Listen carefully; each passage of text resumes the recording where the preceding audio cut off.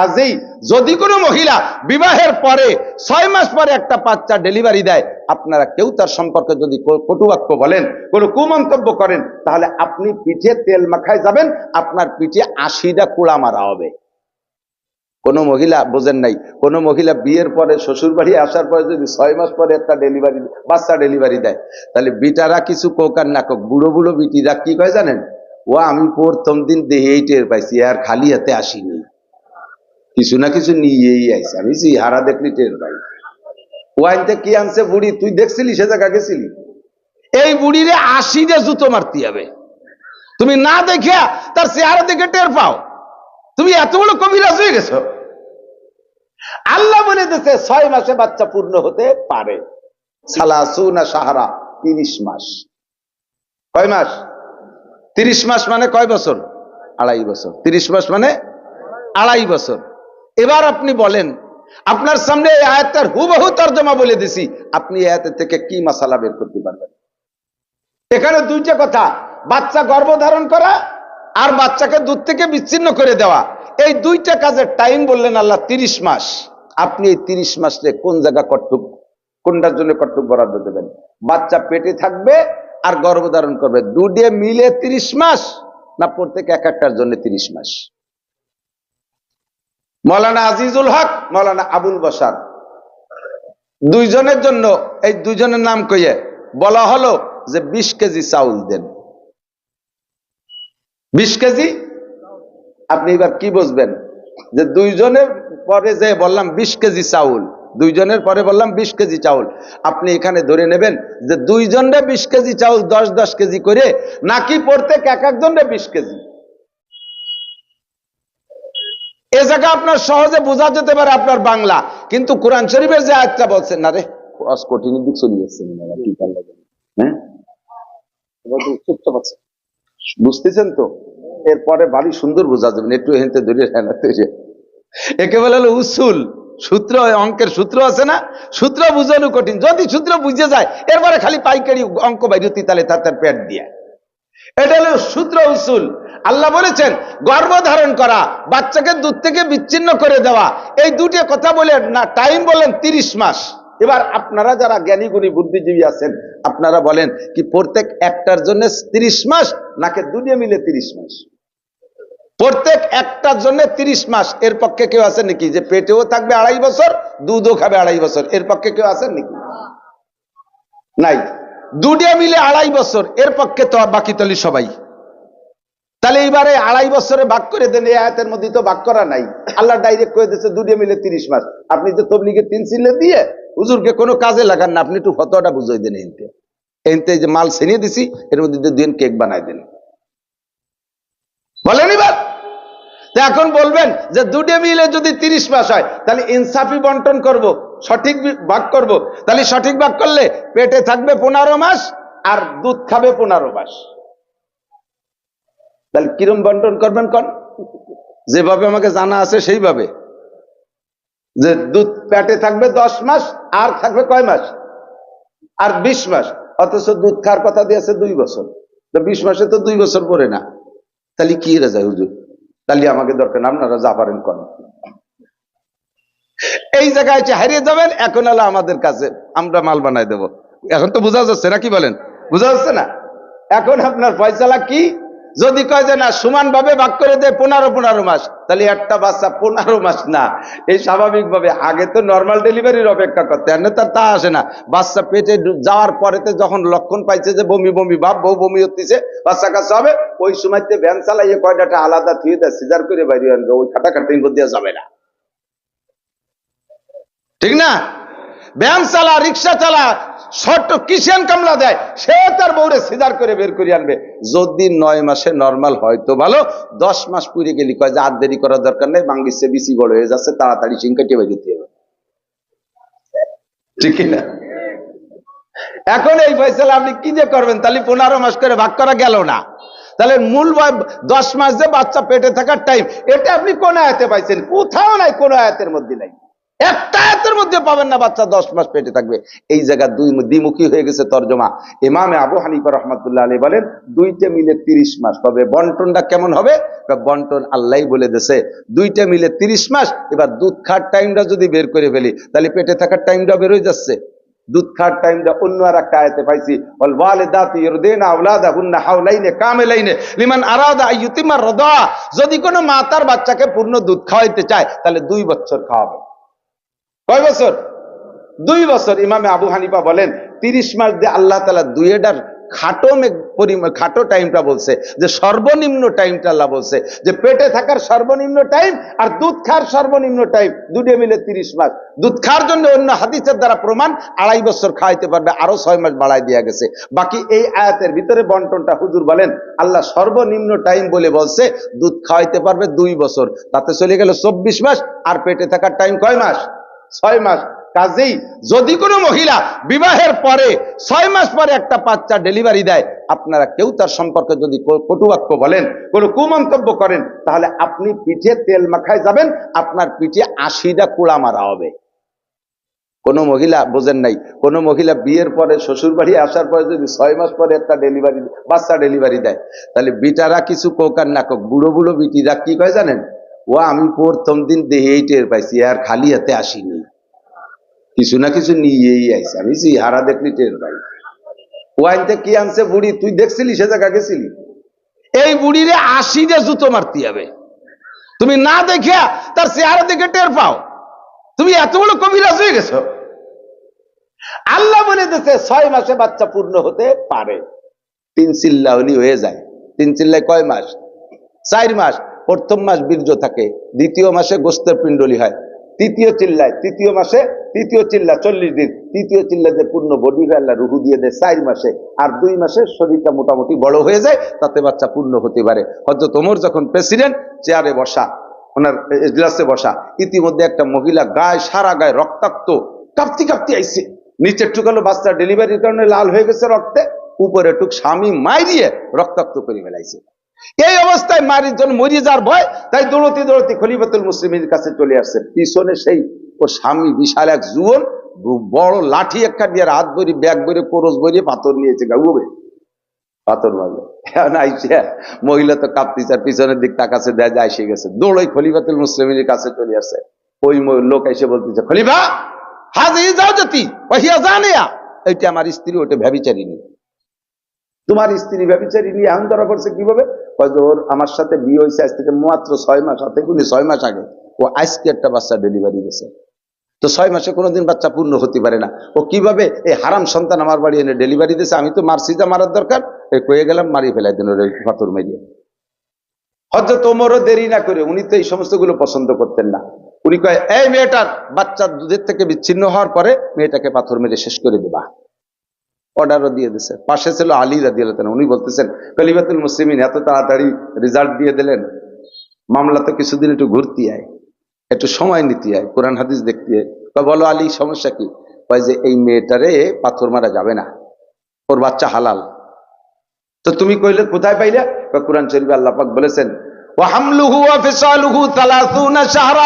গর্ভ ধারণ করা বাচ্চা, দুধ থেকে বিচ্ছিন্ন হওয়া, দুইটা মিলে আল্লাহ পাক 30 মাস বলেছেন। আর দুধের জন্য আল্লাহ আলাদা আলাদা করে বলে দিয়েছেন ওয়াল ওয়ালিদাতু ইরদিনা আওলাদাহুন্না হাওলাইনি কামিলাইনি লিমান আরাদা ইউতিমার রাদা।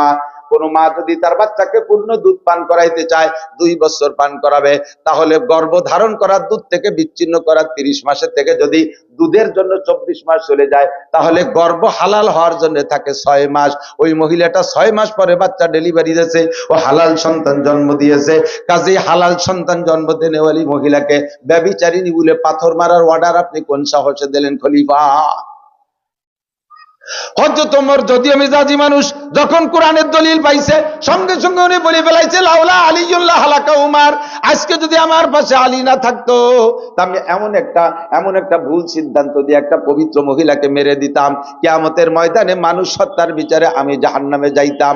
আল্লাহ আমারে বাঁচাইছে আমার আলীর ওসিলায়। লাউলা আলিয়ুল্লাহ হালাকা উমার, আলী না থাকলে আজকে ওমর ধ্বংস হয়ে যেত। একটু কন্যা আল্লাহু আকবার। অদস্ত কোরআন হাদিসের গভীরে ডুবাই ডুবাই এই কেক বানাইতে হবে, রুটি বানাইতে হবে, বিস্কুট বানাইতে হবে, 1000 চিল্লে দিয়ে তোমার বাপের ক্ষমতা নাই। কতক্ষণ? আর সেই সমস্ত চিল্লেদারিরা উলামায়ে কিরামরে ক্রিটিসাইজ করে, মৌলবী লাগে কোন শাগে, আইলো মৌলবী লাগে কোন শাগে দেখাই দেব। আরো কঠিন কঠিন কঠিন কঠিন মাসালা যা দৈনন্দিন আপনারা আমল করেন, ওর মধ্যে আপনারা স্লিপ করতেছেন। সময় নাই বিদায় বেশি বলতে পারবো না, একটা দুটো বললেই আপনি টের পাবেন। নামাজে দাঁড়ান, নামাজের একটা সহজ মাসালা বলি। নামাজে ইমামের পিছনে আমরা নামাজ পড়ি না? অনেকে আছে ইমাম সাহেব যখন আল্লাহু আকবার কয়, সাধারণ পাবলিকের মাসালা জানা নাই, আমারও কি আল্লাহু আকবার বলতে হবে কিনা, কানে হাত দিতে হবে এইটা জানে, মুখে আল্লাহু আকবার বলা লাগবে কিনা তা জানে না। মুখ বন্ধ করে আল্লাহু আকবার কই। নামাজের ফরজ 13টি, কয়টি? নামাজে কয়টা ফরজ? 13 ফরজের ভিতরে একটা ফরজ তাকবীরে তাহরিমা বলা। প্রথম তাকবীর ইমামের সাথে পিছনে পিছনে আল্লাহু আকবার বলা ফরজ। এরপরে উঠতে বসতে যে আল্লাহু আকবারের নাম তাকবীরে ইন্তেকালাত, এগুলো সুন্নাত। ওটা আপনি মুসল্লি হয়ে না বললেও নামাজ নষ্ট হবে না, কিন্তু প্রথম তাকবীর সবার মুখে বলতে হবে। এই মশালাটা হাজারো মুসলমান জানে না, না জানার কারণে জীবন ভরে নামাজ পড়ছে, সব নামাজ বাতিল। এই ভুল যেখানে করেছেন সব বাতিল। কানে হাত দিতে হবে এটা জানে, কিন্তু আল্লাহু আকবার মুখে কইতে হবে তা জানে না। এবার এই আল্লাহু আকবারের মধ্যে আর একটা চিকুন পেঁচ এদিক তাকান, সেটা হলো ইমাম সাহেব একটু বড় জামাতলিটাই নিয়ে কয় আল্লাহু আকবার, খানিকটা নিয়ে কইছে, বড় জামাত দূরে দূরে শুনে, আপনি কাছে কাছে শুনি আপনি শটে মারি দিয়েছেন। ইমাম সাহেব আল্লাহ আউরে টানতেছে, আপনি মারি দিয়েছেন আল্লাহু আকবার।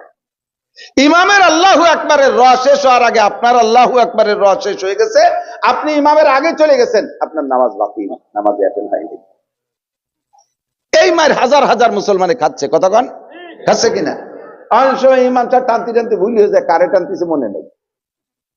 আমাকে সাথে ছিল হাফেজ আবুল হাসান, আসরের আজান দিচ্ছে মসজিদি, হাইয়াল আল ফালারে টানতেছে, প্রত্যেকের টেনে টেনে আজান দিচ্ছে। হাইয়াল আল ফালারে টানতে টানতে ভুলে গেছে যে কারে টানতেছে। হাইয়াল আল ফালাহু আকবার,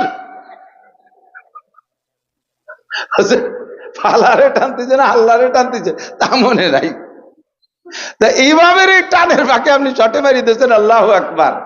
মনে রাখবেন, প্রত্যেকটা তাকবীরে ইমামের আল্লাহু আকবারের আগে যদি আপনার র শেষ হয়ে যায়, আপনার নামাজ ইমামের আগে চলে গেছে, বাতিল।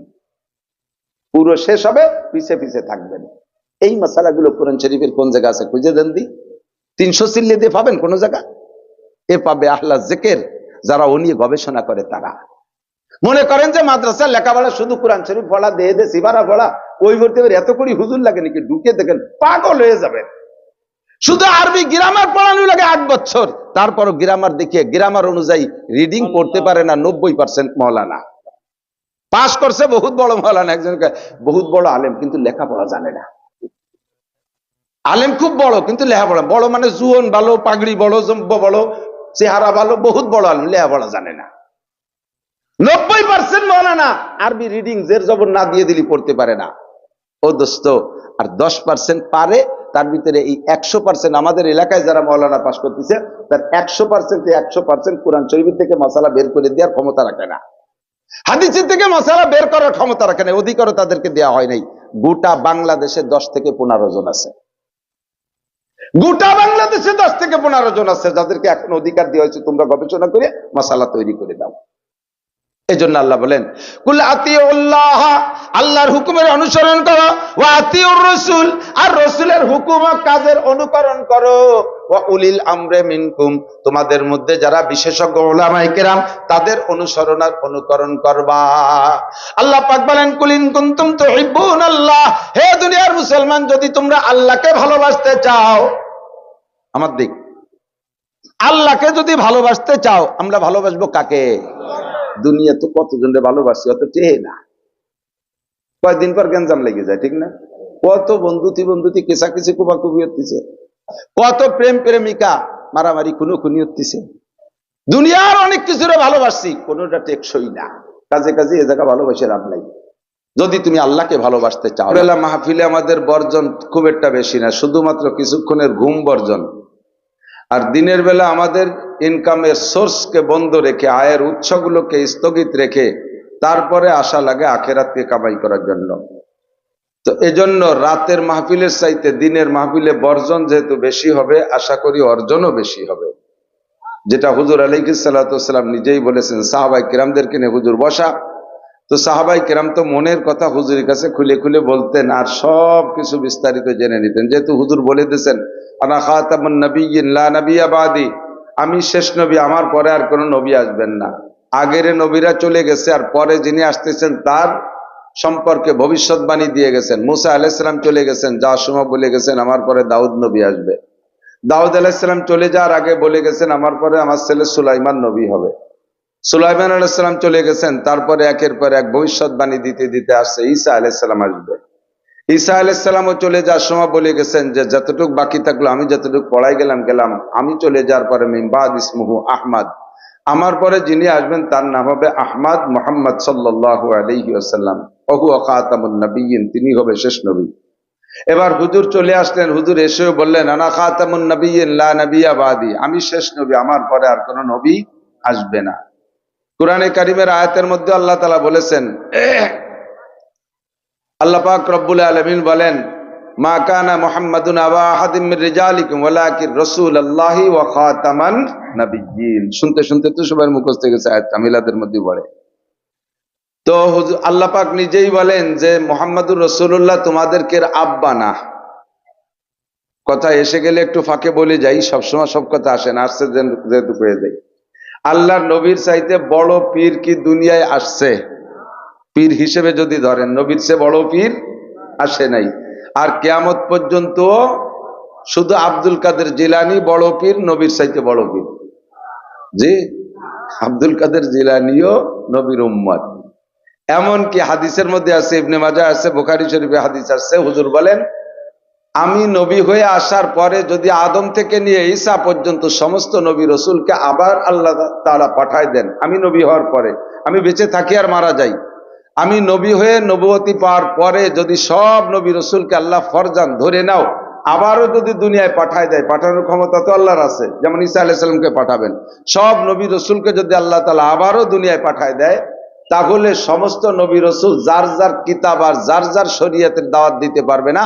সকলের উপরে ওয়াজিব আমাকে নবী বলে স্বীকার করে আমার কলেমার দাওয়াত, আমার কোরআনের দাওয়াত দিতে হবে, আমার উম্মত হিসেবে বশ্যতা স্বীকার করতে হবে। তাহলে হুজুর শেষ নবী, এটা কোরআনেও বলেছেন, নবীও বলেছেন, সাহাবায়ে কেরাম জানেন। তাহলে আগের নবীরা উম্মতকে বলে গেছে আমার কাছে যতটুক পাইছো পাইছো, আর যতটুক বাকি থাকে পরের যে নবী আসতেছে ওনার কাছ থেকে নিও। কিন্তু যখন সাহাবায়ে কিরাম কোরআন আর হাদিস দিয়ে জানলেন যে হুজুরের পরে আর কোনো নবী আসবে না, কাজেই আমাদের যা জানা দরকার এই হুজুরের কাছ থেকে জেনে রাখতে হবে, ঠিক না? বক্তারা ধারাবাহিক এখন থেকে বয়ান শুরু করলাম, আমার কাছ থেকে যেটুক শুনছেন মনে অনেক দাবি যায় এত এত শুনবো, তা আমি যতটুকু পারছি বললাম, বাকি আমার সময় শেষ চলে যাওয়ার আগে বললাম পরবর্তীতে বক্তা আসতেছে উনি বাকিটুক বলবে, আপনারা সেই অপেক্ষায় থাকলেন। এই করতে করতে করতে করতে শেষ বক্তা এসে গেল, এখন দেখেন যে মনের অনেক কথা বাকি রয়ে গেছে। সেই সময় মনের মধ্যে একটু খারাপ লাগে, এই কথাগুলো কিভাবে শুনবো। ছোট্ট এখন চিরকুট লে পাঠাই দিয়েছেন মোহতান সাহেবের কাছে যে হুজুর এইটুকু একটু হুজুরের যে বলান দি, এইগুলো তো একটু শোনা দরকার ছিল। তো শেষ বক্তার কাছে যাইয়া সবকিছু ফাইনাল করে জেনে নিতে হয়। নবী হলেন শেষ বক্তা। হুজুরের কাছে সাহাবায়ে কেরাম মন খুলে জিজ্ঞেস করছেন। একদিন জিজ্ঞেস করতে করতে বলতেছেন, হুজুর আমরাও মোমেন, আখেরি জামানায় যারা আসবে তার মধ্যে অনেক মোমেন হবে, ইমানদার হবে, তো যে ইমান গ্রহণ করে তাকে বলে মোমেন। তা আমরাও মোমেন, আখেরি জামানা আপনি যখন থাকবেন না তখনও মোমেন আসবে, তো এই দুই মোমেনের ইমানের মধ্যে কি কোনো পার্থক্য আছে মর্যাদাগত দিক দিয়ে? কাদের ইমানের দাম আল্লাহর কাছে বেশি? আমরাও আমল করি আপনার সামনে থেকে, তারাও অনেক আমল করবে, তা আমাদের আমল আর তাদের আমলের মধ্যে কি কোনো পার্থক্য আল্লাহ ঘটাবেন নাকি? প্রতিদান দেওয়ার ব্যাপারে কোনো ব্যাসকম করবে? হুজুর বললেন দারুণ একটা প্রশ্ন করেছো, তোমরা যারা আমার সামনে বসে আমাকে দেখে দেখে, আমার নুরানি চেহারা দেখে তোমরা পাগল হয়ে মোমেন হয়ে গেছো। আমি 3200 অলৌকিক ঘটনা দেখাইছি, এই দেখে দেখে তোমরা বিশ্বাস করছো আমি নবী। আমি আকাশে আঙ্গুল দিয়ে ইশারা দিয়ে চাঁদটাকে দ্বিখণ্ডিত করে জমিনে নামাইছি, এ দেখে তোমরা বিশ্বাস করছো আমি নবী। আমি একটা গাছকে যদি ডাক দেই, গাছ এদিকে আয়, গাছ শিকড় থেকে মলমল করে উঠে আমার কাছে চলে আসে, এবং খালি আসে না, সে আসার সময় কলেমায়ে শাহাদাত পড়তে পড়তে আসে। এদিকে তোমরা বিশ্বাস করছো যে হ্যাঁ ইনি সত্যই নবী হবে, এভাবে তোমরা ঈমানদার। আর একটা সময় আমি থাকবো না, আর এই কিছুই দেখাইতে পারবো না। আমার উলামাই কেরামরা এই কিস্সাগুলো উম্মতকে শুনাবে, আর তারা বোকার মতো শুনবে আর বিশ্বাস করবে। কানা আমিন। বিশ্বাস করেন না আপনারা? তো এই বিশ্বাসের পর তারাও ইমানদার আর তোমরাও ইমানদার, তোমরা ইমান এনেছো নগদ দেখে দেখে, আর তারা ইমান আনবে এই সমস্ত কিস্সা শুনিয়ে। কাজেই তোমাদের ইমানের চেয়ে তাদের ইমানের দাম আল্লাহর কাছে 100 গুণ বেশি। তোমাদের ইমানের চাইতে আখেরি উম্মতের ইমানের দাম 100 গুণ বেশি। এবং আমলের পার্থক্য কেমন? হুজুর বলেন, তোমাদের আমলের চেয়ে তাদের আমলের পার্থক্য শুনে নাও। মান তামাসসাকা বিসুন্নতি ইনদা ফাসাদে উম্মতি ফালাহু আজরু মিয়াতি শাহিদ। তোমরা যারা আমার সাথে থেকে বদরে 14 জন শহীদ হয়েছে, তোমাদের মধ্যে 70 জন আমার সাথে ওহুদে যে শহীদ হয়েছে, এই শহীদের, এই ওহুদ বদরের শহীদ বাঙালি শহীদ না। বাঙালি শহীদ তো শহীদ হরিপদ, মাঝে মাঝে হিন্দু গেনামের সাথে শহীদ লেয়া দেই। এইরকম শহীদ না, যারা ওহুদ আর বদরে যাইয়া আমার সাথে থাইকা যুদ্ধ করে কাফেরের মোকাবেলায় লড়তে লড়তে শাহাদত বরণ করেছে। এইরকম শহীদের 100 শহীদের যেই নাকি আখেরি জামানার উম্মতে একটা সুন্নতের পর আমল করে সেই নাকি পাবে। কারণ তোমাদের এখন আমল করা সহজ, তোমরা আছো অনুকূল পরিবেশে, তোমরা আছো অনুকূল পরিবেশে, ইবাদতের কারখানার মধ্যে আছো।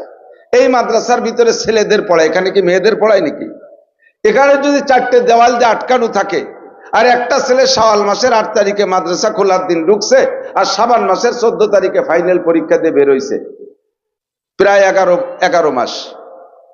এই 10.5-11 মাস ভিতরে রইছে, এর ভিতরে একটা মেয়ে ছেলে নাই। একজন উস্তাদ বা একজন ছাত্র যদি এখন ক্রেডিট ঝাড়ে, আমি একটা বছরের ভিতরে কোনো নারীর চেহারা দেখিনি, কোন মহিলার চেহারা দেখিনি 1 বছরের ভিতরে। কেন দেখো নাই? আমি যে জায়গা থাকি ও জায়গা বিটিরা আসেই না। কাজেই পর্দা করা বড় সহজ হয়েছে না? তো মাদ্রাসার 4 দেওয়ালের মধ্যে থাকিয়া কোন ছাত্র শিক্ষক 1 বছর না 100 বছর পর্দা করে জেনে কি পাবে?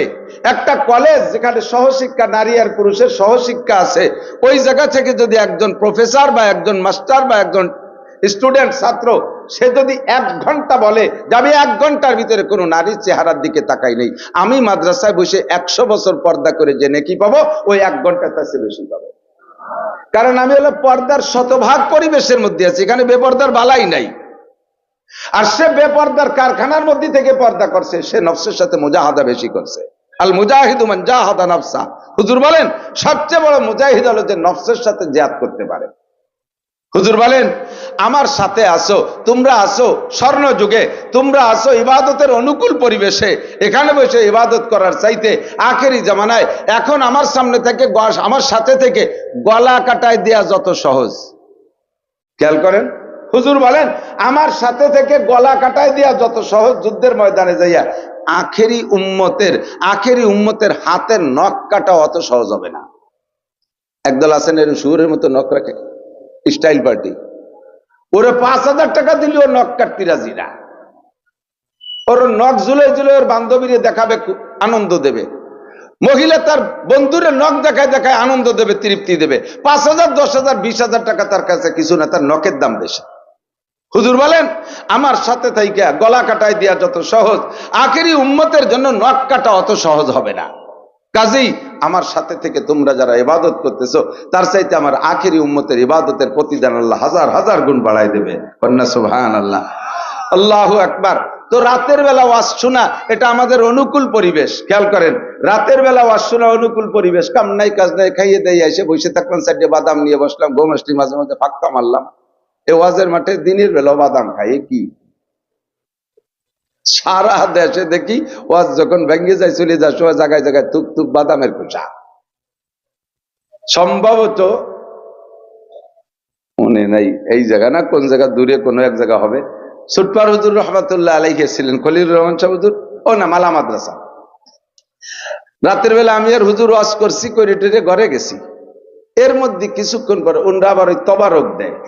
তবারক দেওয়ার সময় সব জায়গায় কিন্তু খানিকটা গ্যাঞ্জাম ফাসাদ হয়, লাগিয়ে গেছে তুমুল মারামারি।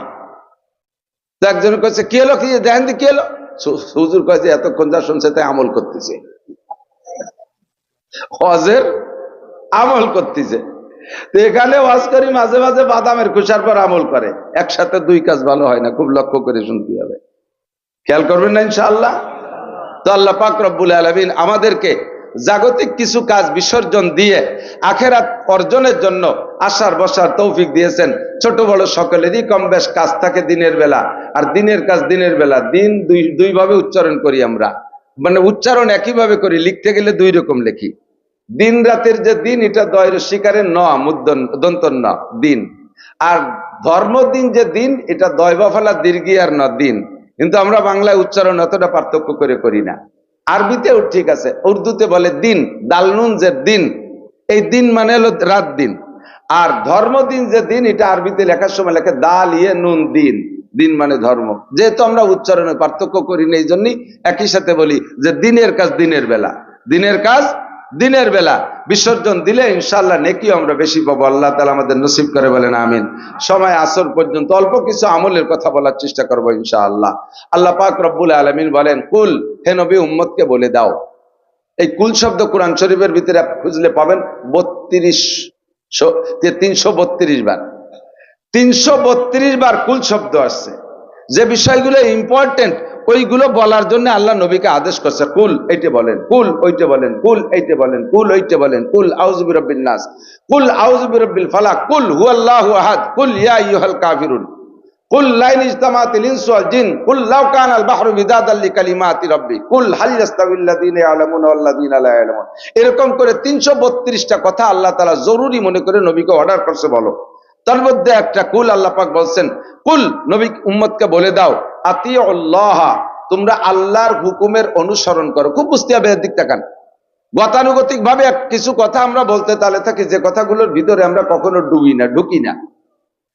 অনুসরণ আর অনুকরণ একটা কথা বলি না, অনুসরণ আর অনুকরণ, অনুসরণ আর অনুকরণের মধ্যে পার্থক্য আছে। অনুসরণ মানে মনে করা, স্মরণ মানে মনে করা। আমি চক্ষু বন্ধ করে অনুসরণ করি আমার আব্বাকে। কি আব্বা কি করতেন? আব্বা দাড়ি রাখতেন, আব্বা সপ্তাহে একবার মোষ পরিষ্কার করতেন, আব্বা মাসে একবার চুল পরিষ্কার করতেন, আব্বা সপ্তাহে একবার নখ কাটতেন। চক্ষু বন্ধ করে এগুলো দেখি। আমার আব্বা এই টাইমে ভাত খাইতেন, আমার আব্বা এই টাইমে গোসল করতেন, আমার আব্বা এই টাইমে মসজিদে যাইতেন, এমন করে আব্বা ওযু বানাইতেন। এগুলো মনে করা, এগুলো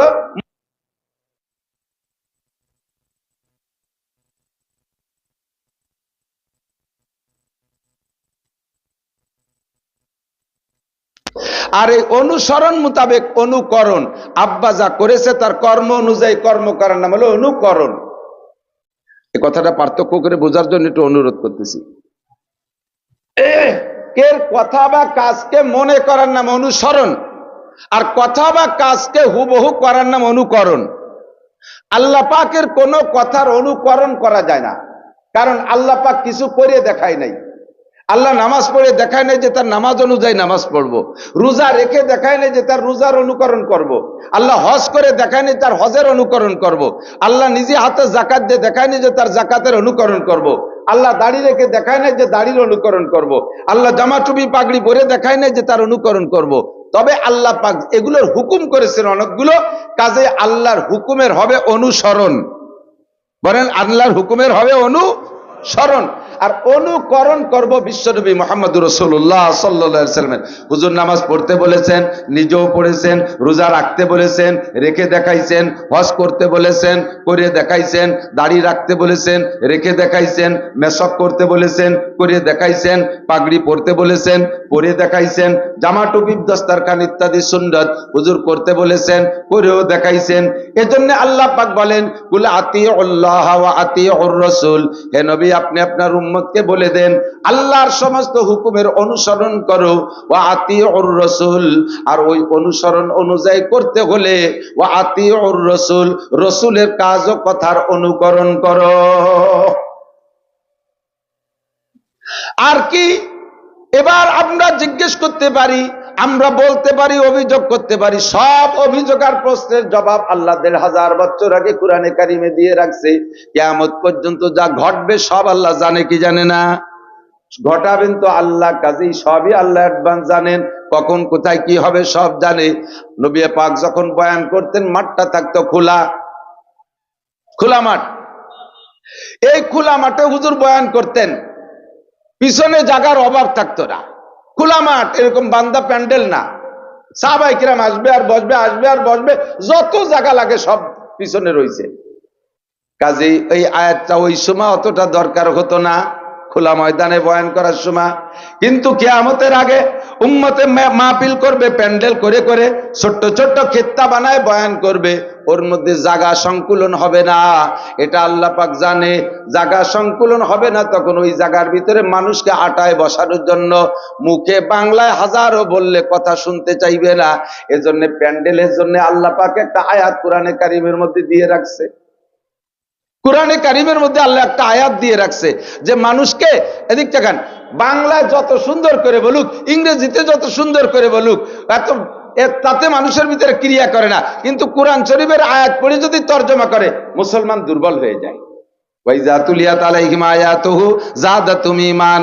যখন তাদের উপরে কোরআনে কারিম তিলাওয়াত করা হয়, ঈমান বাইরা যায়, আর কোরআনের হুকুমগুলো মানার জন্য তাৎক্ষণিকভাবে প্রস্তুত হয়ে যায়। এই জন্য আল্লাহ ১৫০০ বছর আগে এই মাহফিলের জন্য একটা আয়াত নাজিল করে রাখছে, একদিন না একদিন কাজে লাগবে। আর তা লাগা শুরু হয়ে গেছে, সেটা হলো আল্লাহ পাক বলেন, ওয়াইদা কিল লাকুম, যদি তোমাদেরকে বলা হয় তাফাসসাহু ফিল মাজালিস, মজলিসের ভিতরে মাহফিলের মধ্যে জায়গা সংকুলন হচ্ছে না, জায়গা সংকুলন হচ্ছে না, এ কথা বলার পরে যদি বলে ইফসাউ ওয়াইজা কিল লাকুম তাফাসসাহু ফিল মাজালিস, যদি তোমাদেরকে মজলিসের মধ্যে বলা হয় একটু জায়গা করে দেন, যারা আসতেছে তারা বসতে জায়গা পাচ্ছে না, আল্লাহ কয় ফাফসাহু, ফাফসাহু, দেরি করো না, আগে আগে বসে জায়গা করে দাও। নবীর জামানায় মাঠে জায়গার অভাব ছিল না, তোমাকে এখানে মাঠের জায়গার অভাব। আল্লাহ ১৫০০ বছর আগে আয়াত নাজিল করে রাখছে আজকের মাহফিলের জন্য।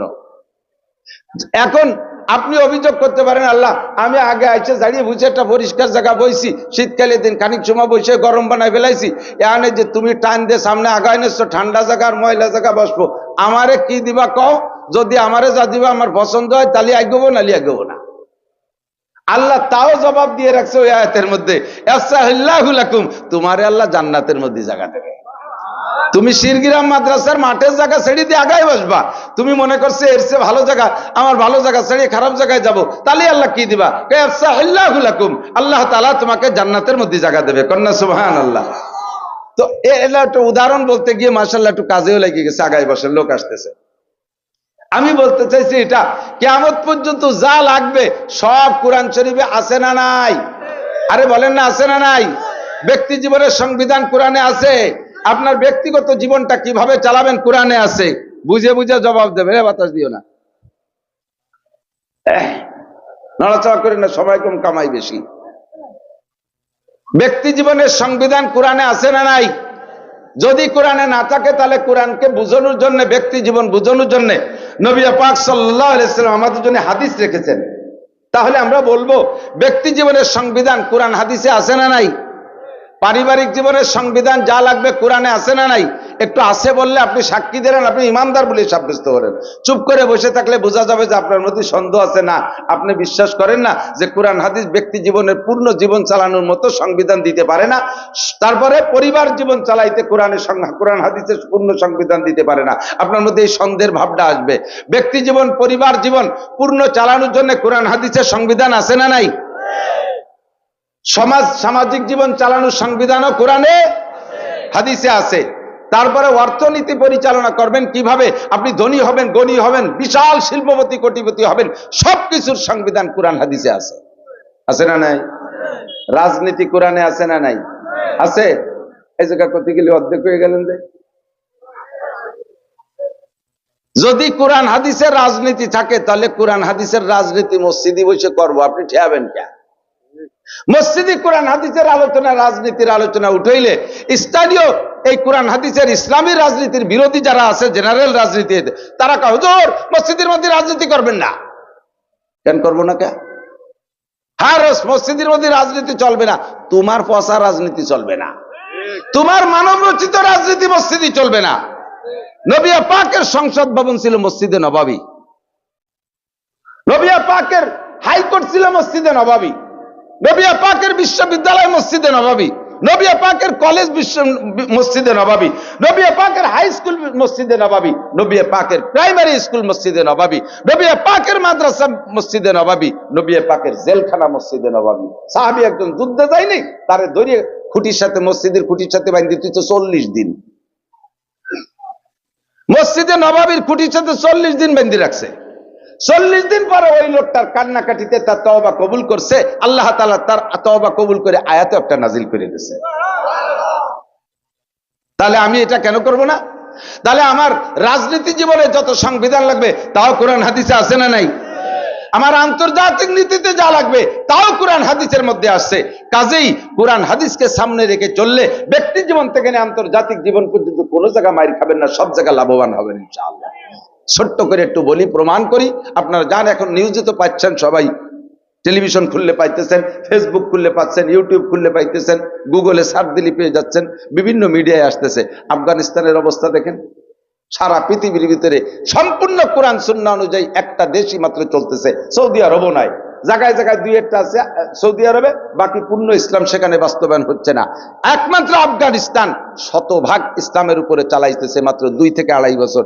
আর 2-2.5 বছরের ভিতরে আল্লাহ তাআলা তাদের জন্য লাফাতাহনা আলাইহিম বারাকাতুম মিনাস সামাই ওয়াল আরদ, আসমান জমিন থেকে রহমত আর বরকতের যে দরজা আল্লাহ খুলে দেবে ওয়াদা করেছে, আফগানিদেরকে তা দেখাই দিয়েছে। ইস্তেমার কয়দিন আগে আমার মাদ্রাসার মসজিদে আসছিল আফগানিস্তানের থেকে 8 জন সাথী, আফগানি সাথী 8 জন, সাথে বাঙালি 4 জন, 12 জনের এক জামাত আসছে। আমাদের এই পাশে অনেক জায়গা ঘুরছে।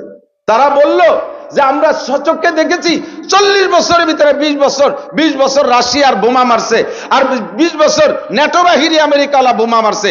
40 বছরের বোমায় আফগানের বাতাসের ভিতরে বারুদের গন্ধ, আফগানের রোদের মধ্যে বারুদের গন্ধ, আফগানের পানির মধ্যে বারুদের গন্ধ, মাটি পুড়িয়ে তামা তামা হয়ে গেছে।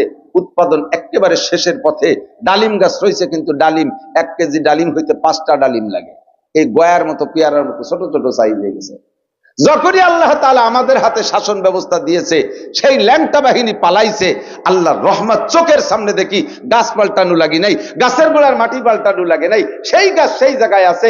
1 বছরের মাথায় যাইয়া এখন 1 ডালিমের ওজন 1 কেজি, 1 ডালিমের ওজন। বেনামাজি একটাও বাইরে থাকতে পারবি না, আজান হওয়ার সাথে সাথে পুরুষ সব মসজিদ, মহিলা একটা বেপরদায় যেতে পারবে না। কলেজ স্কুল কলেজ সব পড়া আছে, মহিলাদের আলাদা, পুরুষরা আলাদা। মহিলা কোথায় পড়ে পুরুষরা জানবে না, পুরুষ কোথায় পড়ে মহিলারা জানবে না। গার্মেন্টস রাই টানা, গার্মেন্টস এর ভিতরে নারী গার্মেন্টস আলাদা, পুরুষ গার্মেন্টস আলাদা। মাদ্রাসা শিক্ষা সব জায়গা ভাগ করে দিয়েছে। জেনার বিচার কোরআন সুন্নাহ অনুযায়ী, চোরের বিচার কোরআন সুন্নাহ অনুযায়ী, ঘুষখোরের বিচার কোরআন সুন্নাহ অনুযায়ী, সুদখোরের বিচার কোরআন সুন্নাহ অনুযায়ী। সমস্ত জায়গা কোরআনকে বাস্তবায়ন করেছে, হাদিসকে। আল্লাহ তাআলা যা ওয়াদা করেছেন তোমাদের জন্য আসমান জমিন থেকে রহমত আর বরকতে সব দরজা খুলে দেব, আল্লাহ তাআলা দিয়েছে। কিয়ামত পর্যন্ত যা হবে হইছে সব আল্লাহ তাআলা কোরআন হাদিসের মধ্যে দিয়েছে। একই আপনার আছে তো? আলহামদুলিল্লাহ, বিশ্বাস আছে তো? এবার নবী পাক সাল্লাল্লাহু আলাইহি ওয়াসাল্লামকে আল্লাহ পাক বলে দিয়েছে যে উম্মতে জানতে চাইবে আল্লাহর হুকুমের অনুসরণ আর নবী পাকের হুকুম আর কাজও হুকুমের অনুকরণ। তো যারা সাহাবায়ে কেরাম সামনে আছে তারা না রাসূলকে দেখে দেখে অনুকরণ করতেছে, কিন্তু কিয়ামত পর্যন্ত তার নবী থাকবে না।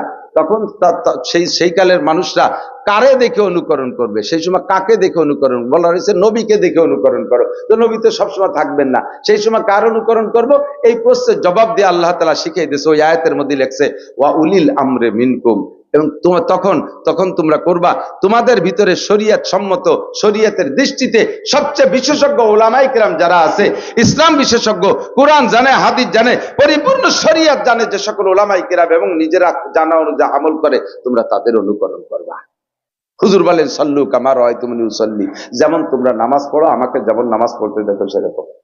সাহাবায়ে কিরাম বললেন হুজুর আমরা তো আপনাকে দেখতেছি নামাজ পড়তেছেন, যেরকম সেরকম পড়তেছি, আপনি চলে যাওয়ার পরে এই হুকুমের পর আমল করবে কিভাবে? তারা আপনার দেখবে না। বলা রয়েছে আপনি যেমন নামাজ পড়বেন আপনারা দেখে নামাজ পড়বো, তাই আমরা পড়তেছি, তারা তো আপনারা দেখবে না, তাহলে তারা কিভাবে আপনার নামাজ পড়বে? হুজুর বলেন ইন্নাল উলামা ওয়ারাসাতুল আম্বিয়া, সমস্ত উলামায়ে কিরাম নবীদের অ্যাসিস্ট্যান্ট। নবীকে অনুকরণ করাও যে উলামায়ে কিরামকে অনুকরণ করাও যা, নবীকে অনুকরণ করাও তা। কাজেই উলামায়ে কিরাম নবীর নকশে কদমে চলে, কোরআন হাদিস পড়ে তারা সেই অনুযায়ী চলে। উলামায়ে কিরামের নামাজ দেখলে সাধারণ পাবলিক বুঝে নিতে পারবা যে এটাই হলো মুহাম্মদুর রাসূলুল্লাহ সাল্লাল্লাহু আলাইহি ওয়াসাল্লামের নামাজ। নবীর রোজা দেখে সেভাবে উলামায়ে কিরামের রোজা দেখে রোজা রাখো, তারা তাহলে বুঝবা যে এটাই রাসূলের রোজা। উলামায়ে কিরামের দাড়ি দেখে দাড়ি রাখো, বুঝবা যে এটা নবীওয়ালা দাড়ি। উলামায়ে কিরামের টুপি দাড়ি পাগড়ি দেখে সেভাবে আমল করো, বুঝবা যে এটাই হলো নবীওয়ালা আমল। এবার হুজুর বলেন, আল্লাহ পাক আরো বলেন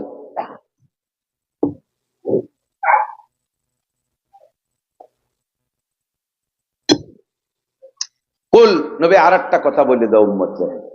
তাহলে আমরা শুরু থেকে ওই কথা ফিনিশিং দিয়ে আসি। আমরা অনুসরণ করব কার?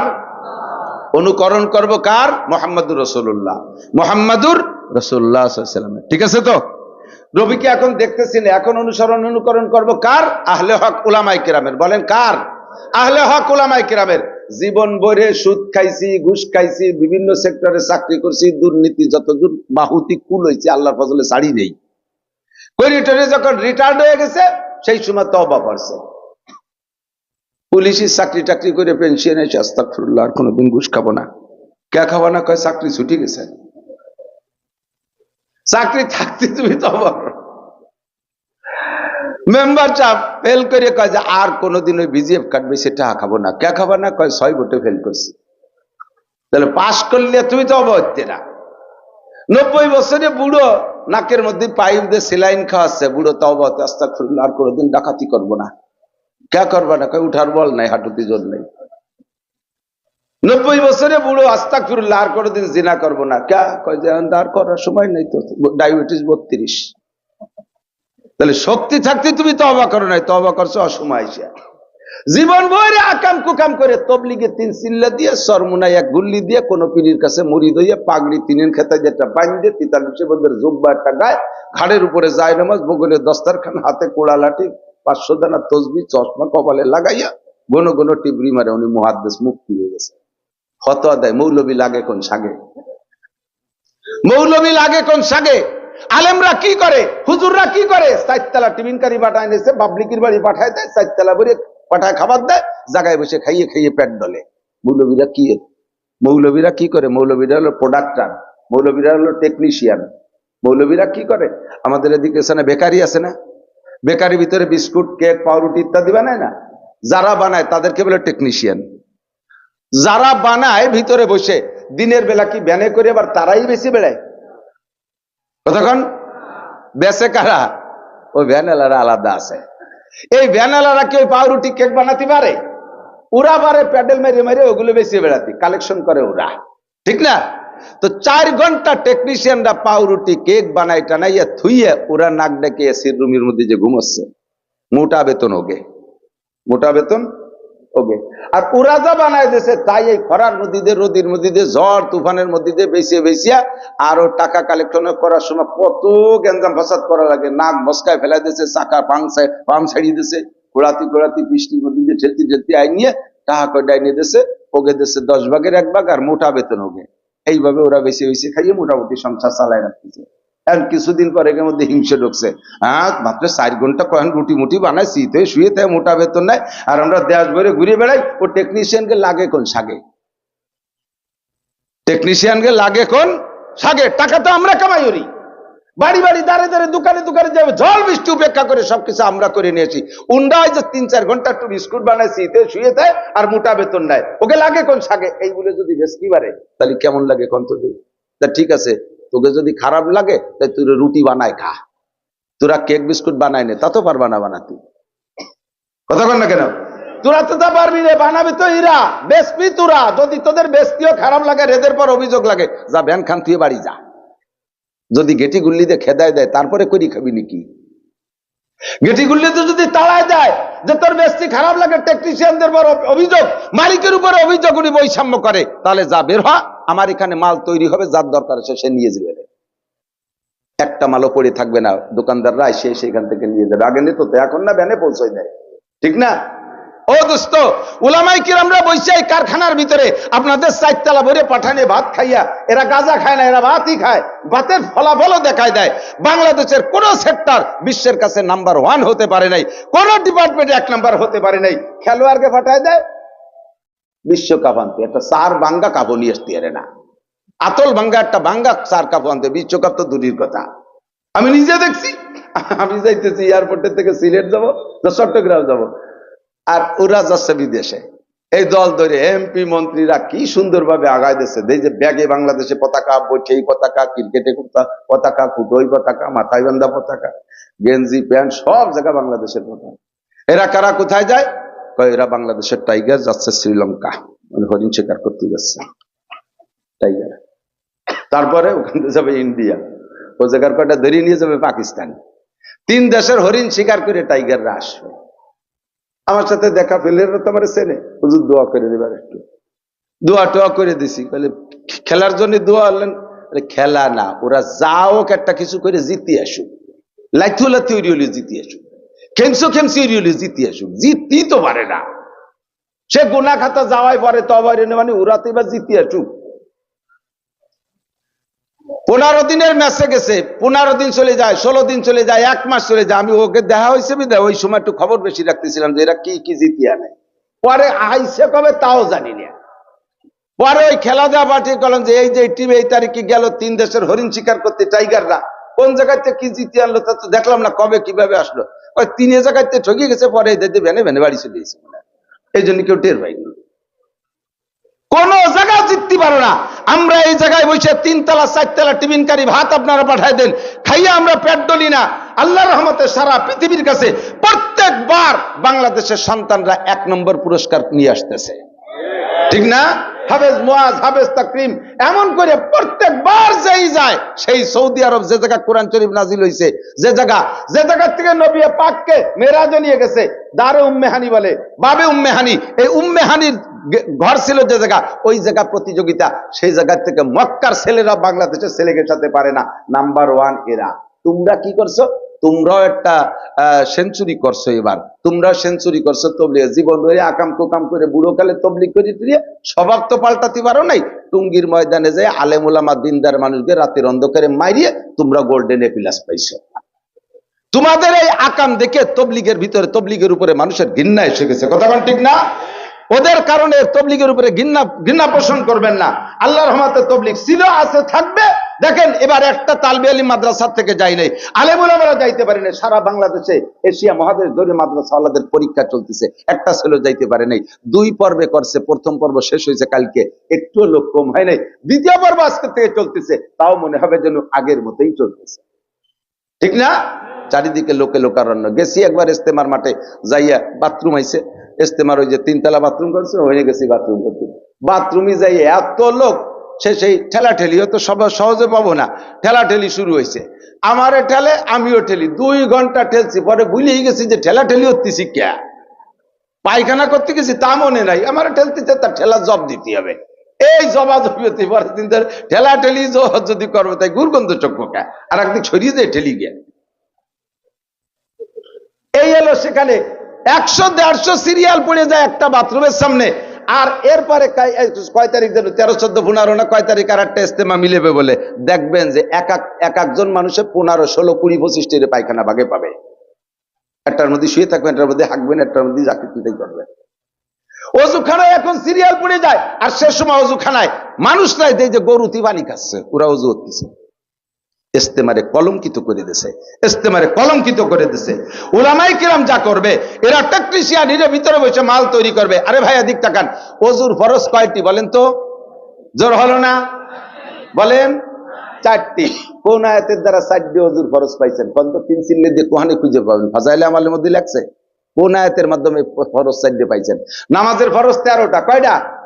কোন আয়াতের মধ্যে থেকে এই 13টা ফরজ বের হয়েছে, বের করে দেন দি। সারা জীবন ভরে ডাক্তার, ইঞ্জিনিয়ার, বিজ্ঞানী করে পারবেন না। সারা জীবন ভরে তবলিগের চিল্লা দিয়া আপনি নামাজের 13 ফরজ কোরআন শরীফে খুঁজে বের করতে পারেন। এই টেকনিশিয়ানরা বসে বসে ওর মধ্যে খুঁজে খুঁজে বের করে এই 13টা পাইছি। নামাজের ওয়াজিব 14টা, কোরআন আর হাদিসের কোন কোন হাদিসের আয়াতের মধ্যে থেকে বের করছেন করেন তো?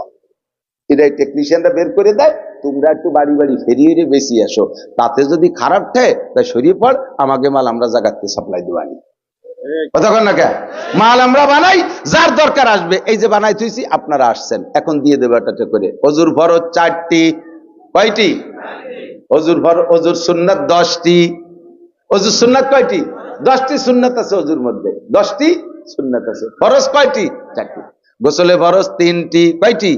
3টি। আপনাদের প্লেটে করে দিচ্ছি, আপনারা ফেরিয়ে বেড়াবেন, খেয়ে বেড়াবেন নিজেরা। ওই ফেরিয়ালারা দিতে চাচ্ছে না, তারা আসতে চাইতেছে না, ওকে দরকার নেই, ওকে বাদ দিয়ে দিচ্ছে, আম্মা বাদ, ও সব বাদ, ওকে কাছে আর বেচবো না মাল। এখন আসবেন কাস্টমার, এখান থেকে কারখানার থেকে মাল নিয়ে যাবেন, 1 নাম্বার মাল নিয়ে যাবেন, গরম গরম পাউরুটি দিয়ে দেবো ইনশাআল্লাহ, প্যাকেট গরম কেকের প্যাকেট দিয়ে দেবো, নগদ নগদ কোরআন শরীফে বের করে করে হাতে ধরাই দেবো। কোরআন শরীফে আছে ইজা কুমতু বিলা সালাত, এদিক তাকান, মাল বের করতেছি। মাল বানাচ্ছি ইজা কুমতুম ইলা সালাতে ফাগসিলু উজুহাকুম ওয়া আইদিয়াকুম ইলাল মারাফিক ওয়ামসাহু বিরুসিকুম ওয়া আরজুলাকুম ইলাল কাবাইন। এলো ময়দা সিনে টেনে রেডি হচ্ছি, এখন এর মধ্যে থেকে বের করি একটা ট্রেনে ফরজ গরম রুটি দিয়ে দেবো। যখন তোমরা নামাজে যাবা তখন বিনা ওযুতে যাবা না, তো ওযু কি? তখন মুখ দুবা, হাত দুবা, মাথা মুছে করবা, পাও দুবা টাকনু পর্যন্ত। এই হলো মাল তৈরি করে দিলাম। কোন আয়াতের মধ্যে 4টে ফরজ আছে, না শিখে দিলে জীবনও পারবি, তোর পেটের মধ্যে বোমা মারলে ওটা আলিফ বের হবে না, জাল খেয়েও দিলে একটা ডা বের হবে না। আর সে কয় মৌলবী লাগে কোন সাগে। সারা পৃথিবীতে যত তবলিগ আছে, যত মানুষ আছে, সমস্ত মানুষ যদি সারা জীবন তবলিগ করে ধর্মকে সহিভাবে ধরে রাখতে পারবেন না। ইহুদ নাসারা ইসরায়েলের ধাক্কা দিয়ে বেঈমান বানায় ছেড়ে দেবে, ধাক্কা দিয়ে বেঈমান বানায় ছেড়ে দেবে। কোরআন হাদিসকে ধরে রাখার জন্য কারখানা ফরজ, কারখানা ফরজ। এই ইন্ডাস্ট্রির দরকার। মাদ্রাসা ছাড়া ইসলাম ধর্মকে ধরে রাখতে পারা যাবে ঠিক কিনা? এই জন্য আল্লাহ পাক বলেন ওয়া উলিল আমরে মিনকুম, তোমাদের মধ্যে যারা ধর্ম বিশেষজ্ঞ তাদের হুকুম মানো, তাদের হুকুম মানো। এরপরে আল্লাহ আরেকটা আয়াতে বলেন, এদিক তাকান, ফাসআলু আহলা যিকরি ইন কুনতুম লা তাআলামুন। শব্দগত দিক দিয়ে একটু খেয়াল করতে হবে। আপনারা কি বেখেয়ালে বসে রয়েছেন? বুঝতেছেন আমার কথাগুলো? আল্লাহ পাক জিজ্ঞেস বলতেছেন ফাসআলু, অবশ্যই জিজ্ঞাসা করো। আদেশের শব্দ, হুকুম করছে কে? আল্লাহ। ফাসআলু বলো, মানে জিজ্ঞাসা করো কার কাছে? আহলা যিকরে, জাননেওয়ালার কাছে। ইন কুনতুম, ইন কুনতা মানে যদি তুমি, ইন কুনতা তাআলামু যদি তুমি না জানো, ইন কুনতুমা তাআলামানে যদি তোমরা দুইজন না জানো, ইন কুনতুম লা তাআলামুন যদি তোমরা না জানো, যদি তোমরা সবাই না জানো। এই জায়গায় আল্লাহ বহু বচনের শব্দ ব্যবহার করে বুঝাইতে চাইছে যে জাননেওয়ালার সংখ্যা কম হবে, না জাননেওয়ালার সংখ্যা বেশি হবে। তো যারা কোরআন হাদিস না জাননেওয়ালা হবা, তোমাদের উপরে আমার পক্ষ থেকে ফরজ, আমার পক্ষ থেকে অর্ডার ফরজ, ফাসআলু, জাননেওয়ালা মাওলানা আজিজুল হকের কাছে জিজ্ঞাসা করো, মাওলানা আব্দুর রহমানের কাছে জিজ্ঞাসা করো, মাওলানা আব্দুল মালিকের কাছে জিজ্ঞাসা করো, আরে যাও মাওলানা আব্দুল্লাহ চন্দ্রদিগের মোতামের কাছে জিজ্ঞেস করো, রুহুল আমিন সাহেবের কাছে জিজ্ঞেস করো, আবুল বাশার সাহেবের কাছে জিজ্ঞেস করো। যারা জানে তাদের কাছে তোমরা না জাননেওয়ালা জিজ্ঞেস করো। হুকুম কার? আল্লাহর হুকুমে জায়গা ফরজ, আল্লাহর হুকুমে জায়গা কি? ফরজ। এই জন্য ইমাম মানা ফরজ, কারণ আমি তো অত জানি না, ইমাম সাহেব সম্পূর্ণ জানে, আবু হানিফা, শাফি, আহমদ, মালিক সম্পূর্ণ জানে। আল্লাহ অর্ডার করেছে জাননেওয়ালার কাছে তুমি অবশ্যই জিজ্ঞেস করে জেনে নাও। এই জন্য ইমামের অনুসরণ করা ফরজ সাব্যস্ত করা হয়েছে। কথা কি বুঝে আসছে? যদি না শোনেন তাহলে আপনি কিভাবে আমল করবেন? ওই কথাটাই চলে যাই। এমন এমন ক্রিটিক্যাল আয়াত আছে যে আয়াতের ভিতরে দ্বিমুখী ত্রিমুখী তর্জমা, দ্বিমুখী ত্রিমুখী তর্জমা। একটা বলবো নাকি? ভয় পাচ্ছি যে বুঝতে কষ্ট হচ্ছে নাকি আবার নাকি? তাহলে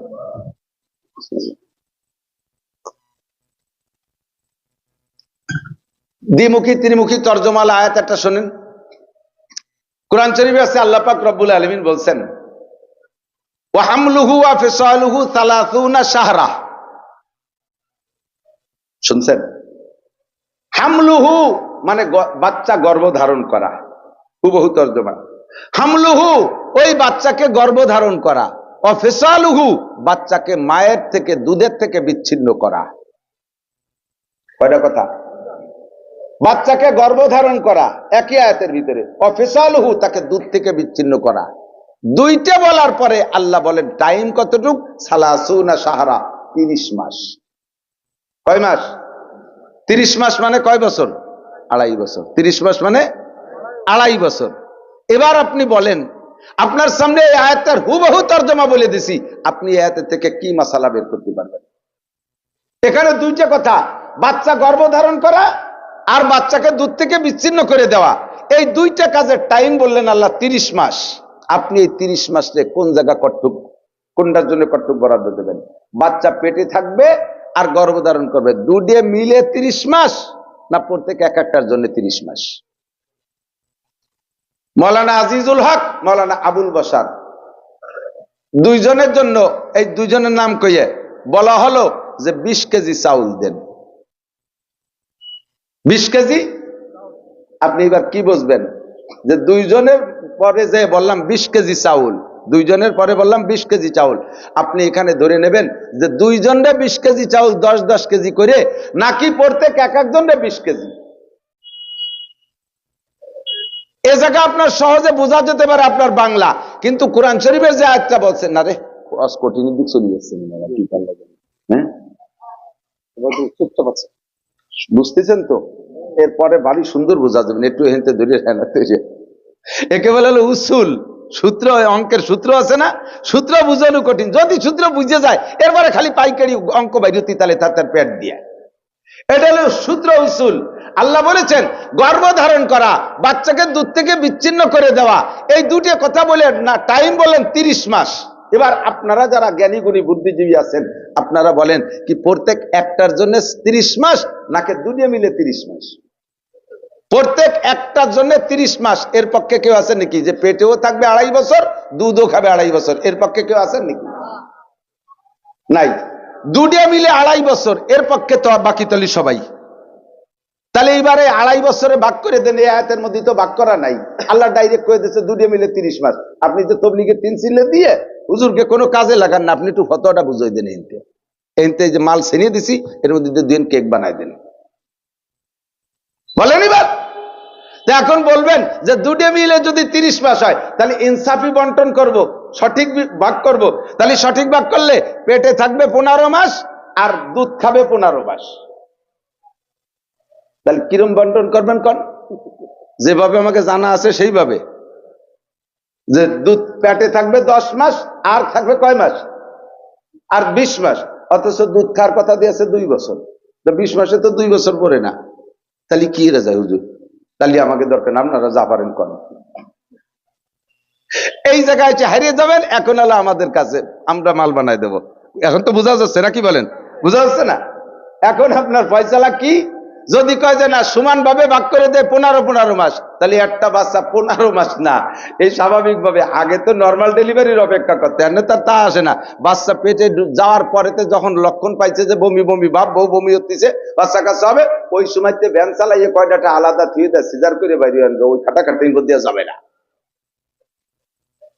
ঠিক না? ভ্যান চালা, রিক্সা চালা, ছোট কিষেন কামলা দেয়, সে তার বউরে সিজার করে বের করে আনবে। যদি 9 মাসে নর্মাল হয় তো ভালো, 10 মাস পুড়ে গেলি কয় যে আর দেরি করার দরকার নেই, বাঙ্গিসে বিসি বড় হয়ে যাচ্ছে, তাড়াতাড়ি সিং কেটে বেরিয়ে হবে, ঠিক না? এখন এই ফয়সালা আপনি কি যে করবেন? তাহলে 15 মাস করে ভাগ করা গেল না। তাহলে মূল 10 মাস যে বাচ্চা পেটে থাকার টাইম, এটা আপনি কোন আয়াতে পাইছেন? কোথাও নাই, কোন আয়াতের মধ্যে নাই, একটা আয়াতের মধ্যে পাবেন না বাচ্চা 10 মাস পেটে থাকবে। এই জায়গা দ্বিমুখী হয়ে গেছে তরজমা।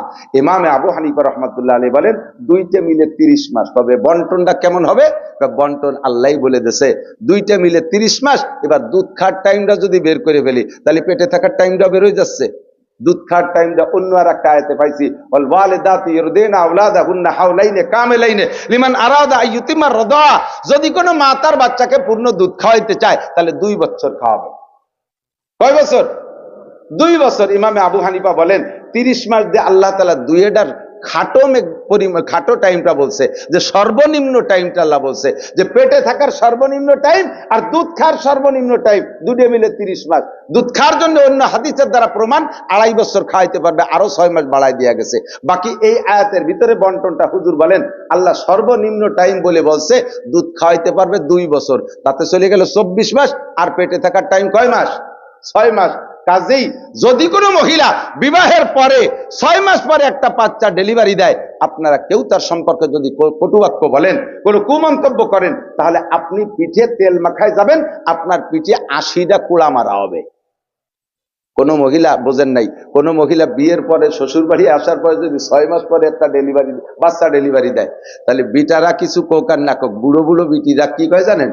ও আমি প্রথম দিন দেহেই টের পাইছি, আর খালি হাতে আসিনি, কিছু না কিছু নিয়েই আইছে, আমি হারা দেখলি টের পাই।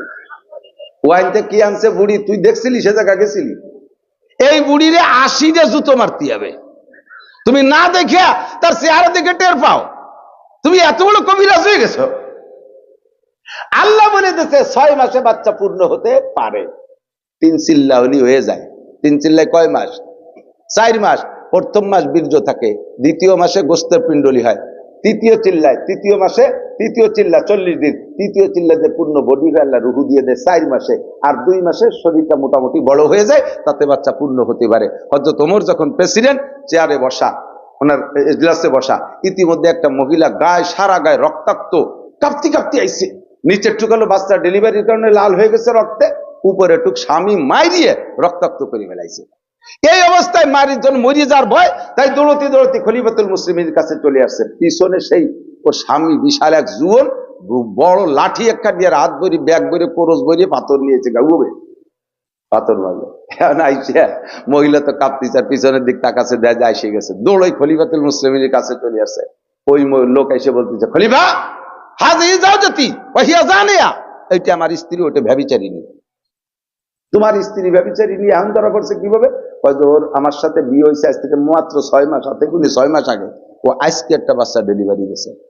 তো 6 মাসে কোনোদিন বাচ্চা পূর্ণ হতে পারে না, ও কিভাবে এই হারাম সন্তান আমার বাড়ি এনে ডেলিভারি দিয়েছে? আমি তো মারছি, যা মারার দরকার এই কয়ে গেলাম, মারি ফেলাই দিন ওর পাথর মেরিয়ে। হযরত ওমরও দেরি না করে, উনি তো এই সমস্ত গুলো পছন্দ করতেন না, উনি কয়, এই মেয়েটার বাচ্চা দুধের থেকে বিচ্ছিন্ন হওয়ার পরে মেয়েটাকে পাথর মেরে শেষ করে দেবা। অর্ডারও দিয়ে দিছে। পাশে ছিল আলী রাদিয়াল্লাহু তাআলা, উনি বলতেছেন, খলিফাতুল মুসলিমিন এত তাড়াতাড়ি রেজাল্ট দিয়ে দিলেন, মামলা তো কিছুদিন একটু ঘুরতে আয়, একটু সময় নিতে আয়, কোরআন হাদিস দেখতে আয়। বলো আলী সমস্যা কি? কয় যে এই মেয়েটারে পাথর মারা যাবে না, ওর বাচ্চা হালাল। তো তুমি কইলে কোথায় পাইলে? কোরআন শরীফে আল্লাহ পাক বলেছেন, ওয়া হামলুহু ওয়া ফিসালুহু 30 শাহরা, গর্ভ ধারণ করা, বাচ্চা দুধ থেকে বিচ্ছিন্ন হওয়া, দুইটা মিলে আল্লাহ পাক 30 মাস বলেছেন। আর দুধের জন্য আল্লাহ আলাদা আলাদা করে বলে দিয়েছেন, ওয়াল ওয়ালিদাতু ইরদিনা আওলাদাহুন্না হাওলাইনি কামিলাইনি লিমান আরাদা ইউতিমার রাদা। কোন মা যদি তার বাচ্চাকে পূর্ণ দুধ পান করাইতে চায় 2 বছর পান করাবে, তাহলে গর্ভ ধারণ করার দুধ থেকে বিচ্ছিন্ন করার 30 মাসের থেকে যদি দুধের জন্য 24 মাস চলে যায়, তাহলে গর্ভ হালাল হওয়ার জন্য থাকে 6 মাস। ওই মহিলাটা 6 মাস পরে বাচ্চা ডেলিভারি দিয়েছে, ও হালাল সন্তান জন্ম দিয়েছে। কাজেই হালাল সন্তান জন্ম দেনেওয়ালি মহিলাকে ব্যভিচারিণী বলে পাথর মারার অর্ডার আপনি কোন সাহসে দিলেন খলিফা?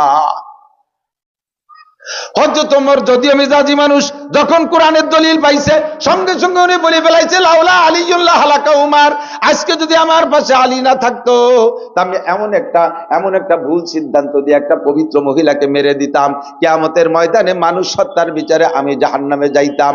আল্লাহ আমারে বাঁচাইছে আমার আলীর ওসিলায়।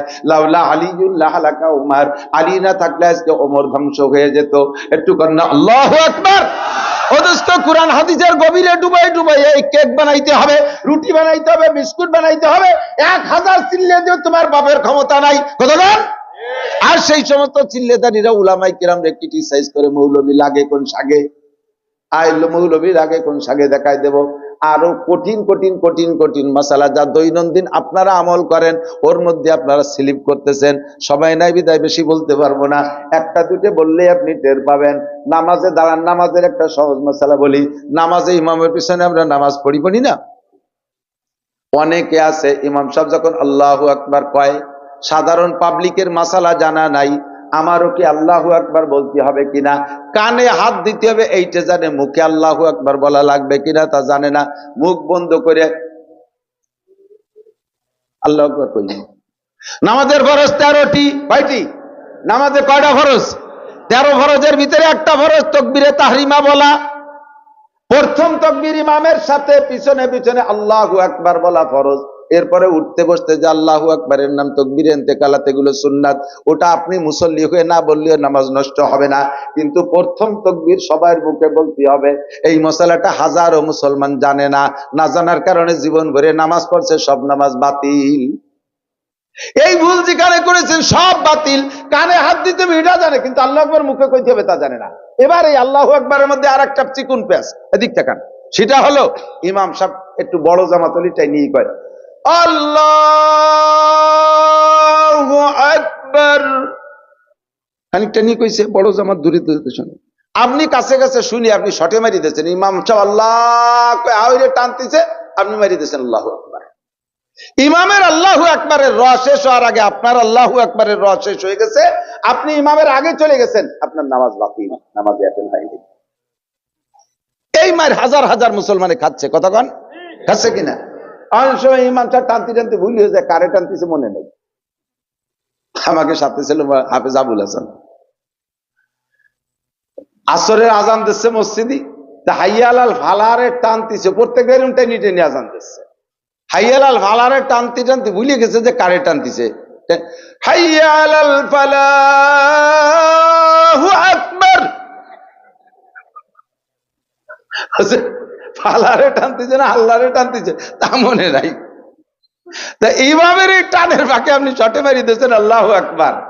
মনে রাখবেন প্রত্যেকটা তাকবীরে ইমামের আল্লাহু আকবারের আগে যদি আপনার শেষ হয়ে যায়, আপনার নামাজ ইমামের আগে চলে গেছে, বাতিল। পুরো শেষ হবে, পিছে পিছে থাকবেন। এই মাসালাগুলো কোরআন শরীফের কোন জায়গা আছে খুঁজে দেন দি। 300 চিল্লে দিয়ে পাবেন কোন জায়গা? এ পাবে আহলা জিকির, যারা ও নিয়ে গবেষণা করে তারা। মনে করেন যে মাদ্রাসার লেখাপড়া শুধু কোরআন শরীফ পড়া, দিয়ে সিবারা পড়া, ওই করতে এত করে হুজুর লাগে নাকি? ঢুকে দেখেন পাগল হয়ে যাবেন। শুধু আরবি গ্রামার পড়ানো লাগে 8 বছর, তারপরও গ্রামার দেখিয়ে গ্রামার অনুযায়ী রিডিং পড়তে পারে না 90% মৌলানা। পাস করছে বহুত বড় মৌলানা, একজনকে বহুত বড় আলেম, কিন্তু লেখাপড়া জানে না। আলেম খুব বড় কিন্তু লেখাপড়া বড়, মানে জুয়ন ভালো, পাগড়ি বড়, জম্ব বড়, চেহারা ভালো, বহুত বড় আলেম, লেখাপড়া জানে না। 90% মৌলানা আরবি রিডিং জের জবর না দিয়ে দিলি পড়তে পারে না। ও দোস্ত, আর 10% পারে। তার ভিতরে এই 100% আমাদের এলাকায় যারা মৌলানা পাস করতেছে, তার 100% কোরআন শরীফ থেকে মশালা বের করে দেওয়ার ক্ষমতা রাখে না, হাদিসের থেকে মশালা বের করার ক্ষমতা রাখে না, অধিকারও তাদেরকে দেওয়া হয় নাই। গোটা বাংলাদেশে 10 থেকে 15 জন আছে, গোটা বাংলাদেশে 10 থেকে 15 জন আছে যাদেরকে এখন অধিকার দেওয়া হয়েছে, তোমরা গবেষণা করে মশালা তৈরি করে দাও। এই জন্য আল্লাহ বলেন কুল আতিউল্লাহ, আল্লাহর হুকুমের অনুসরণ করো, ওয়া আতিউর রাসূল, আর রাসূলের হুকুম ও কাজের অনুকরণ করো, ওয়া উলিল আমরে মিনকুম, তোমাদের মধ্যে যারা বিশেষজ্ঞ উলামায়ে কেরাম তাদের অনুসরণ আর অনুকরণ করবা। আল্লাহ পাক বলেন কুল ইন কুনতুম তুহিব্বুনাল্লাহ, হে দুনিয়ার মুসলমান, যদি তোমরা আল্লাহকে ভালোবাসতে চাও, আমার দিক আল্লাহকে যদি ভালোবাসতে চাও, আমরা ভালোবাসবো কাকে? দুনিয়া তো কতজনকে ভালোবাসি, অত টেহে না, কয়েকদিন পর গেঞ্জাম লেগে যায়, ঠিক না? কত বন্ধুতি কেসাকিসি কুবাকুবি হচ্ছে, কত প্রেম প্রেমিকা মারামারি খুনোখুনি হচ্ছে। দুনিয়ার অনেক কিছুরে ভালোবাসছি, কোনোটা টেকসই না। কাজে কাজে এ জায়গা ভালোবাসে লাভ নাই। যদি তুমি আল্লাহকে ভালোবাসতে চাও, লাভ আছে। দোস্ত যুবক, আমার দিক তাকাও, 14ই ফেব্রুয়ারি কারে কিরা ভালোবাসে তুই তো আল্লাহ জানে। দাঁত মাইজে কুলি হইরে তবা, নইলে কিন্তু মরবানে জম্মের মরা। এবার কিন্তু মারির বছর এসে গেছে, চালিয়ে বেলাই দিবেন, কারে কোন জায়গা টের পাবা না। আর কে কোনটারে নিয়ে গড়বে, পাওয়ার ব্যাংক রেডি করে ফেলাইছে, মোটরসাইকেলের পিছনে বসা দি, খালি পাওয়ার বাড়ে। এই লেংটি পাল্টিরে উঠাইয়া পিছনে দাবড়াইস না, মরি যাবি, বাসের তলে ট্রাকের তলে পড়ি মরবি। এর বদ দোয়ারি দিলাম। সারা পৃথিবীতে 14ই ফেব্রুয়ারি কেন্দ্র করে লক্ষ লক্ষ হারামজাদা জারজ সন্তান জারিউর বাচ্চা প্রোটেকশন হবে। কথা কন, জারিউর বাচ্চা প্রোটেকশনের একটা দিন বানাইছে 14ই ফেব্রুয়ারি। তওবা করো, ভালোবাসবো কাকে? কুল ইন কুনতুম তুহিব্বুনাল্লাহ, ভালোবাসবো আল্লাহকে। আল্লাহ পাক বললেন আমাকে ভালোবাসবা, আমি কেমন না দেখলে কিভাবে ভালোবাসবা? তো ভালোবাসার একটা মিডিয়া মাধ্যম চিনে দিছি। হুজুরকে বলতেছেন উম্মতকে বলে দাও ফাত্তাবিউনি, আমি রসুলের অনুসরণ অনুকরণ করলেই আল্লাহকে ভালোবাসা হয়ে যায়। আল্লাহকে ভালোবাসা। ভাই আমার দিক থেকে, আমার একটা পুতা আছে, একটু 13 মাস বয়স। আমারে যে যা খাইতে দিকার না দিকার যা করুক, একটা ছোট মেয়ে আছে, আমারে খাওয়াইলে তো আমার পেট ভরে, আমারে দিলি তো আমার পোশাক হয়। কিন্তু ইদানিং এই ছোট দুটি বাড়ি তার কারণে আমারে না দিয়ে আমার এই পুতাডারে দিলি, সেই জন্য আমারে ওরে 100 টাকা দিলে আমারে 1 লাখ টাকা দিয়ে চাইতে বেশি খুশি চায়। এখন ভালোবাসা অধিক চলে গেছে।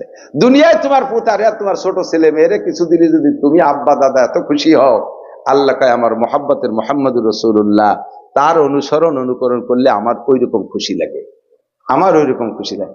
আমারে মারলি আমি একটু ব্যথা পাই না, আল্লাহরে কেউ মারি ব্যথা দিতে পারবে নাকি? নমরুদ দিয়েছিল আল্লাহরে মারতি, আল্লাহ ওই জায়গাতে যদি টাই মাছ ভাঙ্গার মধ্যে গাড়টা ভাঙিয়ে কুলার মধ্যে বসে, ছোটবেলায় টাই মাছ শৈল মাছ মারতাম, বলে দিয়ে মনে আছে নাকি? মাইলে কুলার মধ্যে তুলি কচড়ি দিয়ে ধুতাম, ওই সে শৈল মাছে লাভ দিয়ে কচড়ি সহ লাভ দিয়ে বাড়াই শরীর মাছে। শেষে শৈল মাছের ঠেয়ানোর উপায় কি গাড় মটকায় থুয়ে দিতাম যে থাকের মধ্যে লাফালাফি তুলি। নমরুদ গেছে আল্লাহরে মারতে, আল্লাহ যদি ওই জায়গায় গাড় মটকায় কুলার মধ্যে ভরিয়ে থতো, তাহলে ওর আসার কায়দা ছিল।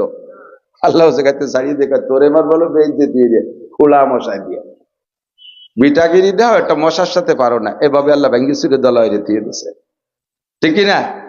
আল্লাহ তাআলা পারে কি পারে না? আল্লাহু আকবার। কি বলতে চাইছি?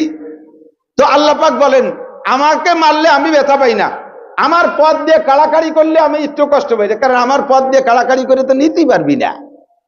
এ ভাই এদিক, আল্লাহর পথ দিয়ে কাড়াকাড়ি করে কেউ কি নিতে পারছে? নমরুদ দাবি করছে, সে কি ক্ষুধা শাস্তি পারছে? ফিরাউন খুদাই দাবি করছে, খুদার শাস্তি পারছে, শাস্তি পালি তো মরতো না। এই জন্য আল্লাহকে আমার পদ নিয়ে কাড়াকাড়ি করলে, আমারে গালাগালি করলে, আমারে মারলে আমি একটু কষ্ট পাইলে, কিন্তু সাবধান, হাতি খাইস খাইস, হাতির বাচ্চার গায়ে হাত দিস না। এটা কথা আছে না মুরব্বীরা বলেন? কারণ বুড়ো হাতিরে মারিয়ে ফেললি বুড়ো হাতি একশনে জাতি পারে না। আর বুড়োটারে মারিস নাই, বুড়োটারে মারছিস, বাচ্চারে মারছিস, ওই বুড়ো হাতি তোর অ্যাকশন নিয়ে ছাড়বে। গাছে উঠছিস, পানিতে নামিয়ে নামিয়ে সুর দিয়ে পানি উঠে গাছের গোড়ায় ভিজে ভিজিয়ে পাড়ায় পাড়াইয়ে কাজ করে ফেলায়, তারপরে পাড়ায় মারবে। যদি মারিস তাহলে বুড়োটারে মার, বাচ্চার গায়ে হাত দিস না। আল্লাহকে আমার পদ দিয়ে কাড়াকাড়ি করবি কর, আমি কিচ্ছু কব না, কিন্তু আমার বন্ধুর গায়ে হাত দিস না। নমরুদ খোদাই দাবি করছে, আল্লাহ কিছু বলে নাই। ইব্রাহিম রে যখন মারছে আল্লাহ শেষাই দিয়ে ছেড়ে দিয়েছে। ফিরাউন খোদাই দাবি করছে, আল্লাহর পদ নিয়ে কাড়াকাড়ি, আল্লাহ কিচ্ছু বলে নাই। মুসা নবীর গায়ে হাত দিয়েছে তো আল্লাহ তাআলা তার সুবই শেষ করছে। কারুন বহুত বেয়াদবি করছে, কিছু বলে নাই। ফিরাউন মুসা আলাইহিস সালামের সাথে বেয়াদবি করছে, আল্লাহ মাটির নিচে ডাবাই দিয়েছে। আল্লাহ পাক বলেন, যা করিস আর না করিস আমার বন্ধুর সাথে বেয়াদবি করিস না। আমার বন্ধুরে ভালোবাস, আমার বন্ধুরে লুঙ্গি কিনে দে, আমার বন্ধুর প্রতিষ্ঠানে কিছু দে, তাহলে ওইটা আমি পেয়ে যাই, আমি খুব খুশি হই। আর ওই জায়গা গ্যাঞ্জাম বাদাবি একেবারে কোমর ভেঙে ফেলাই দেবো, ভেঙে ফেলাই দেবো। অস্ত্র লাগবে না, বিনা অস্ত্রে, অস্ত্র সহ পলাই কুল পাবি না। কতক্ষণ ঠিক কি ঠিক না? দেখেন এই ফিলিস্তিন, দেখেন দেখেন ফিলিস্তিন, সারা পৃথিবীর সমস্ত মহাশক্তি পশ্চিমের আইসা একসাথে 16টা মাস পারলো, লাস্ট ফিনিশিং চুক্তি করতে বাধ্য হয়েছে। খালিয়াত না একে, একে খালিয়াত না, একে কি আছে? কিচ্ছু নেই। তার চাইতে আগে সুন্দর কিস্সা যেটা প্রথম কইছে, আফগানিস্তান মৌলবীকে খালি করা ক্লাস ইনকম, যাকে বলা হয় চায়না রাইফেল। এই চায়না রাইফেল ছাড়া কোনো প্রযুক্তি নাই। আর আমেরিকা, রাশিয়া 40টা বছর বিশ্বের অত্যাধুনিক অস্ত্র দিয়ে মারিয়ে লাস্টে সে চায়না রাইফেলের কাছে গুলি খাইয়ে পরনের কাপড় খুলিয়ে দিয়ে বিলাল আড়ি পলায় সাইয়ে লুঙ্গিটাও কুড়োই নিতে পারে নেই। 8,000 বিলিয়ন, 8,000 বিলিয়ন মার্কিন ডলারের অস্ত্র শস্ত্র সব ফেলাই দিয়ে পলাইছে। আল্লাহ পাক বলেন, বন্ধুর গায়ে হাত দিস না, বন্ধুর গায়ে হাত দিস না। এই জন্য আমি বলি আমরা আঞ্চলিক ভাবে রাজনীতি বুঝবেন না, এটাকে বুঝ নেওয়ার জন্য বুঝবেন যে এত ক্ষমতা শেখ হাসিনার হাতে থাকা সত্ত্বে কেন নিরস্ত্র মানুষের কাছে পরাজয় হলো। হতে পারে কোন এক আল্লাহর ওলির গায়ে হাত দিয়ে ফেলাইছে, সে গভীর রাত্রে আল্লাহরে মামলা দিয়েছে, আল্লাহর কাছে মামলা দিয়েছে, আল্লাহ ওই মামলার বিচার করছে, ফয়সালা উপরে তো হয়ে গেছে। নইলে হারানোর কথা না, হারানোর কথা না।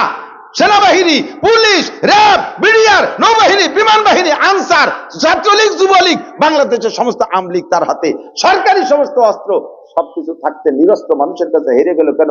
কোন সমাজ কোন অলির গায়ে হাত দিয়ে দিয়েছে কোন পুলিশ, সেই অলি আল্লাহরে মামলা দিয়েছে, সেই মামলার ফয়সালা হয়ে গেছে।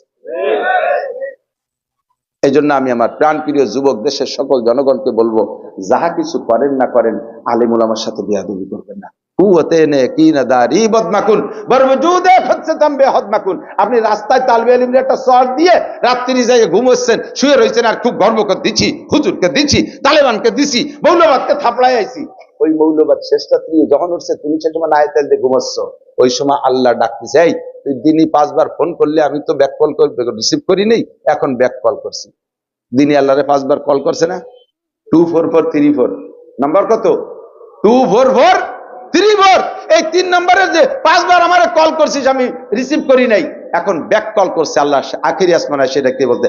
আলা মুস্তাগফিরিন, আল্লাহর কসম হাদিস, আলা মুস্তাগফিরিন, এ কে আসো ক্ষমা প্রার্থী চলে আসো, আলা মুস্তারজিকিন, কে আসো অভাবী চলে আসো, আলা মুস্তাশফিন, কারা আসো অসুস্থ চলে আসো, আলা কাজা, আলা কাজা, কে তোরে থাপড়াইছে আমারে কল। আল্লাহ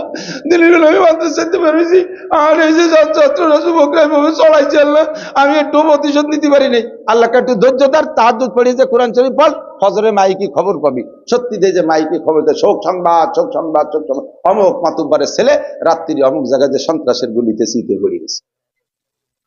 মারছে কে? মারছে কে? মামলা করছে আল্লাহর ওলি, 10 বছরে ফুলা ব্যাগটাই কান দিয়ে দিয়েছে, আল্লাহ সহ্য করতে পারেনি। মানে আদালি ওয়ালিয়ান ফাকাদ আযানতু বিল হারব, আল্লাহ বলেন যে আমার ওলির সাথে বিয়াদবি করে, আমি আল্লাহ নিজে তার সাথে যুদ্ধ করি। আমার প্রাণপ্রিয় বন্ধুরা, তোমরা বেঁচে থাকো, যুবকরা, তোমরা ডিসি হবা, এসপি হবা, তোমরা আইজি হবা, ডিআইজি হবা, এসপি হবা, পুলিশ হবা, তোমরা জজ হবা, ম্যাজিস্ট্রেট হবা, তোমরা দেশের নেতা হবা, চেয়ারম্যান হবা, এমপি হবা, মন্ত্রী হবা। আমরা মৌলবীরা ওই জায়গা যাইতে চাই না, আমরা এ সাইডে ওই জায়গা গেলে এর ক্ষতি হয়ে যাবে। তোমরাই যাবা, বেঁচে থাকো, দোয়া করি, বড় বড় অফিসার হও। তোমরা এভাবে রাস্তাঘাটে কুত্তো মারা মরিও না, তোমরা এভাবে সন্ত্রাসের গুলিতে মরিও মরো না, নিজেরা কোপাকুপি করে মরো না। আর এই কোপাকুপি করে মরার হাত থেকে বাঁচতে হলে, সন্ত্রাসের গুলিতে মরার হাত থেকে বাঁচতে হলে নিজেকে হেফাজত করো। কোনো আলেম ওলামাকে কটাক্ষ করে কথা বলবা না, কোনো আলেম তালিবে আলিমের গায়ে হাত দিবা না, ধর্মীয় প্রতিষ্ঠানের সাথে বেয়াদবি করবা না। তাহলে কিন্তু আল্লাহ নিজেই তোমার সাথে যুদ্ধ করবে। আর আল্লাহর যুদ্ধ করতে অস্ত্র লাগে না, উপরের থেকে খালি চাবি মুড়ায় দেয় আর নিচে ব্যবহার করে দৌড়াইতে থাকবা। উপরের স্টার্ট দেবে, নিচে খালি চিল্লেতে থাকবে, দৌড়ইও পথ খুঁজে পাবি না। কিন্তু তাও আল্লাহ কয় সানাস্তাদরিজুহুম মিন হাইসু লা ইয়ালামুন, মারবো কোন দিক দিয়ে টের পাবে, ডাল পাত এই দিক, গুলি হবে এই পাশ দিয়ে, ডাল ধরবি এই দিক, গুলিও কোপ হবে আর এক দিক দিয়ে, কোন দিক দিয়ে কোপ আসতেছে টেরও পাবি না, খালি মার খাবি। এজন্য যাহা কিছু করেন না করেন, বাঁচার চেষ্টা করেন, নিজে বেঁচে থাকেন। আমরা প্রাণ খুলে আপনাদের জন্য দোয়া করি। আপনারা ভাত খান, আপনারা চাউল দেন, ডাউল দেন, পাট দেন, কুষ্টা দেন, টাকা দেন, পয়সা দেন, চামড়া দেন, খুদ দেন, পুরো দেন, বাঁশ দেন, হিয়ালা বাঁশ দেন, কত তামাকে দেন, তার একটা প্রতিদান আমরা আপনাদের জন্য দোয়া ছাড়া কিছু করতে পারবো না। আল্লাহ যেন আপনাদের সবকিছু সুজলা সুফলা করে দেয়। সুস্বাস্থ্য কামনা করি, দীর্ঘায়ু কামনা করি, ঈমান আমলের সাথে থাকতে পারেন এই দোয়া করে আমি শেষ করছি। ভাষাগত ত্রুটি বিচ্যুতি মার্জনীয়। রাত্রে থাকবেন তো ইনশাআল্লাহ? আমি তো নফল বক্তা, আমার এলো 15 দিন আগে কইছে, সেই সমাজের ডায়েরিতে নাই। শুধু ভাইয়ের আব্বাজি আমার উস্তাদও না, আমার পীরও না, তবে উস্তাদ আর পীর হিসেবেই শ্রদ্ধা করতাম। ওনার ডিরেকশন মতো অনেক কিছু করি। আমার প্রাণের থেকে প্রিয় হযরতের জন্য আমি দোয়া করি, আমি আল্লাহ দোয়া করি আমার হুজুরকে যেন আল্লাহ জান্নাতের আলা মাকাম নসিব করে। তারই নেক সন্তান, তার সন্তান আপনাদের মোহতামেম, আমিও তাদের অত্যন্ত ভালোবাসি। ভাইয়ের প্রস্তাব গেছে, আর আমি বলি নাই যে উনি না আসলে দাওয়াত রাখবেন। অনেক সময় পাঠাইনি লোকের দাওয়াত আমি রাখি না, কারণ ওই পাঠাইনি লোকের দাওয়াত ফতে অনেক সময় নষ্ট হয়ে যায়। মতাচরণটা আপনারা কইছে তা তো আমি জানি না, আমার দিনটা নষ্ট হয়ে যায়। তো বহুত টাকা যার ভিতর দিয়ে একটা টাইম দিছি, তা যদি এভাবে নষ্ট করে ফেলে সবার ক্ষতি হয়। তারপরেও যেহেতু ভাই বলছেন, আমি সাথে সাথে এই টাইমটা বের করছি। আপনারা আসছেন, যথেষ্ট উপস্থিতি। মাগরিবের পর থেকে আসরের পরে হয়তো আবার আলোচনা হবে। হ্যাঁ, আসরের পরে বুখারী খতম হবে, হুজুর পড়াবেন। এই বুখারী খতমের ক্লাসে থাকবেন, আপনি যাতে কিয়ামতে বুখারীর ছাত্র হিসেবে উঠতে পারেন, বলেন আমিন। এই বুখারীর সবক শুনবেন না ইনশাআল্লাহ? আসরের নামাজ বা জামাত পড়ে বসে যাবেন, ইনশাআল্লাহ বুখারী খতমের সবক হবে। এরপরে মাগরিবের পর থেকে ধারাবাহিক বয়ান চলবে, সকলের বয়ান শুনবেন। কার বয়ানের মধ্যে হেদায়েত আছে জানি না। আল্লাহ তাআলা আমাদের উলামায়ে কিরামের মহব্বত অন্তরে বেশি করার তৌফিক দান করে, বলেন আমিন। এই প্রতিষ্ঠানের সাথে জুড়ে মিলে থাকার তৌফিক দিন, সবাই বলেন আমিন। রাজি আছেন তো ইনশাআল্লাহ? সুবহানাল্লাহি বিহামদি, সুবহানাল্লাহিল আযীম।